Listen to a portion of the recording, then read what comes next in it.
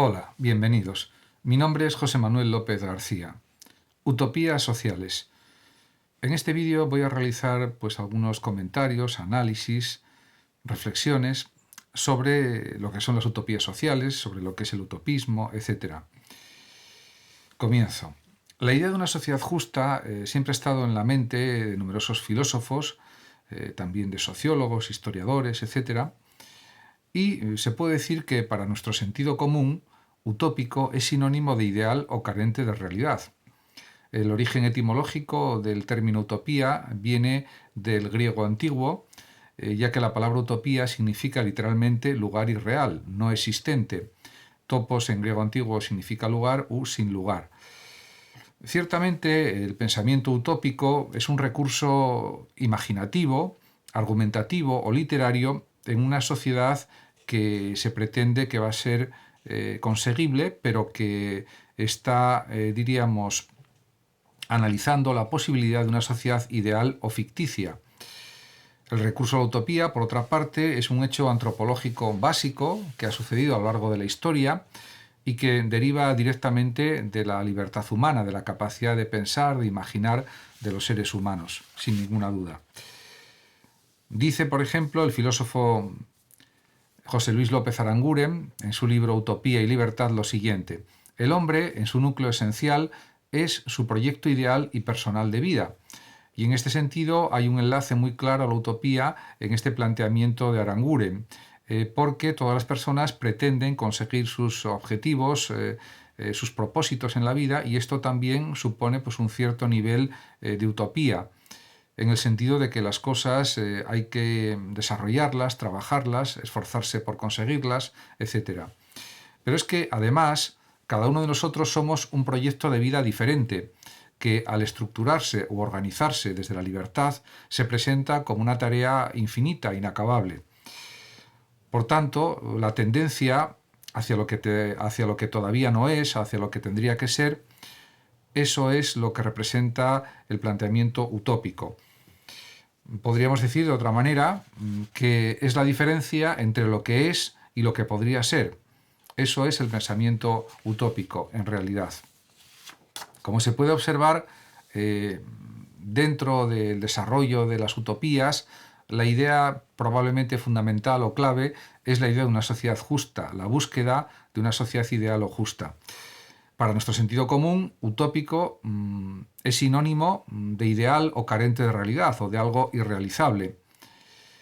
Pero realmente podemos pensar que hay cosas que sí son realizables. De hecho, dentro de las utopías se pueden destacar varios tipos de utopías según el desarrollo de la historia. Por ejemplo, están las utopías renacentistas. Por ejemplo, la de Tomás Moro, que habla de una sociedad basada en el saber, la de Tommaso Campanella y también la de Francis Bacon. En estas utopías se tienen en cuenta los adelantos técnicos y científicos, existe una comunidad de bienes y hay una estructura social jerárquica y planificada. También hay utopías ilustradas propias del siglo XVIII, como por ejemplo la que aparece en el Emilio de Rousseau y en las obras políticas de Rousseau, fundamentalmente en el Emilio, que es un tratado sobre la educación. Aparece una utopía que podemos calificar de pedagógica, centrada en cómo debe ser el proceso educativo para desarrollar la bondad de los seres humanos. Ciertamente, las utopías también se siguieron desarrollando en el siglo XIX y aparecieron las utopías socialistas, fundamentalmente las de Fourier, Marx, Proudhon, etc.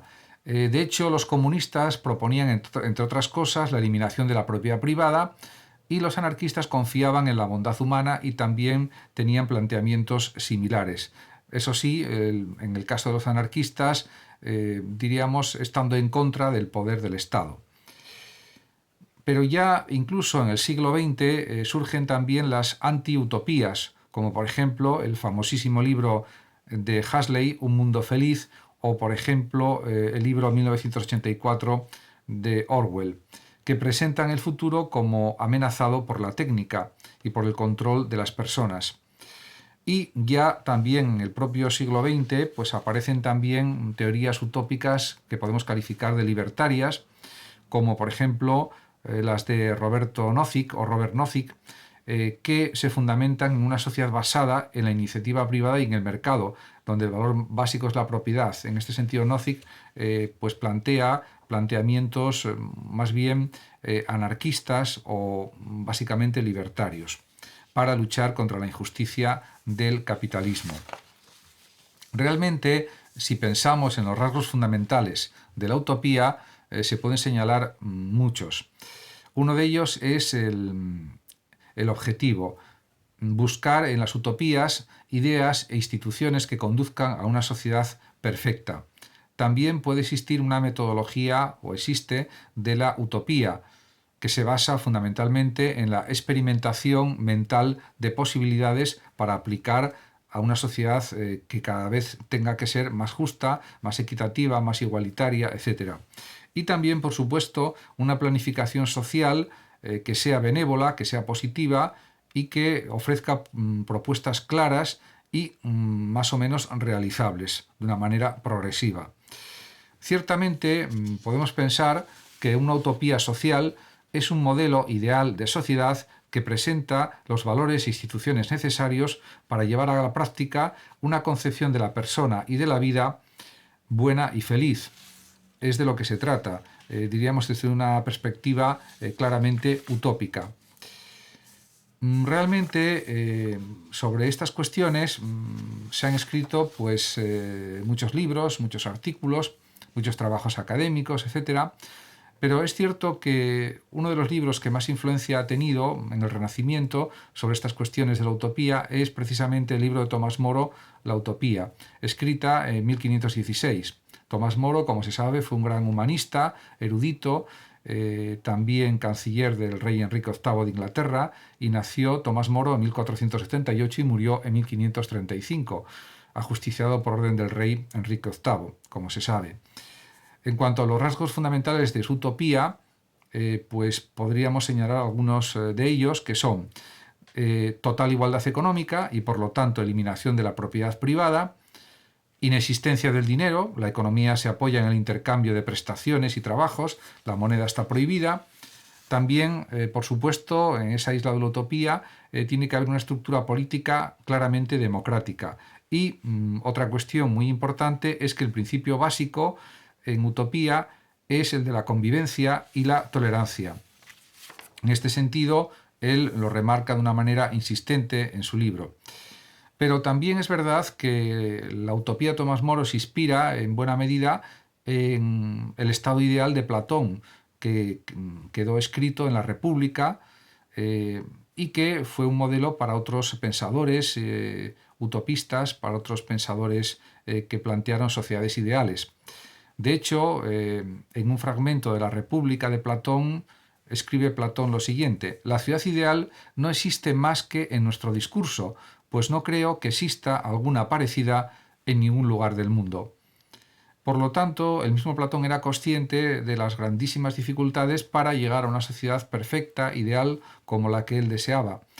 En este sentido, para Platón, los gobernantes y los guerreros tendrían que estar privados de la propiedad privada, precisamente para conseguir que no hubiera corrupción económica y política en los que estuvieran al frente del gobierno. Podemos pensar si estamos en el siglo XXI ante el final de la utopía, y sobre esto se han escrito también pues, libros, artículos, etc. Ha habido mucha producción escrita en este sentido, desde la perspectiva de la filosofía, de la sociología, etc. Parece ser, o parece, a mi juicio, que existe una cierta falta de propuestas utópicas porque parece que la humanidad ha perdido el control sobre su propio destino. Un gran pensador como es Habermas dice lo siguiente: las mismas fuerzas que han aumentado nuestro poder permiten que la autonomía se convierta en dependencia, la emancipación en opresión y la racionalidad en irracionalismo. Como se ve, son unas críticas muy fuertes contra el sistema capitalista de dominio de la economía y de la población. Pero es que también otro gran filósofo como Karl Popper, en Utopía y Violencia, habla del paraíso imposible y dice lo siguiente: El atractivo del utopismo surge de no comprender que no podemos establecer el paraíso en la tierra. Lo que sí podemos es, en cambio, hacer la vida un poco menos terrible y un poco menos injusta en cada generación. Parece pues un planteamiento muy realista, de acuerdo con el racionalismo crítico de Popper, y un planteamiento bastante sensato y coherente. Y yo en principio pues estoy de acuerdo con lo que él dice. Lo que pasa que es una tarea de muchas generaciones y en las que hay que conseguir el mayor bienestar posible para el mayor número posible de personas, siguiendo los planteamientos del utilitarismo, por ejemplo.